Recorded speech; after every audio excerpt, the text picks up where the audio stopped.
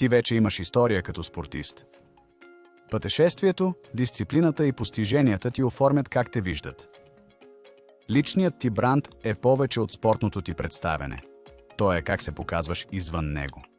Изграждането на личния ти бранд е показване кой си, за какво си и каква стойност носиш професионално. Това е комбинация от нагласа, умения и комуникация. Може да е просто като как се описваш, представяш опита си и се показваш онлайн. Личният ти бранд свързва спортната ти идентичност с бъдещите цели. Не просто спортист, а спортист с лидерство, дисциплина и амбиция за растеж. Важна е последователността. Начинът на говорене, представяне на историята и позициониране трябва да са в синхрон. Не е нужно да си перфектен или да си изяснил всичко. Просто бъди ясен и автентичен. Например, вместо да се концентрираш само върху резултатите, можеш да наблегнеш на своята нагласа, работна етика и способността си за адаптация и подобрение.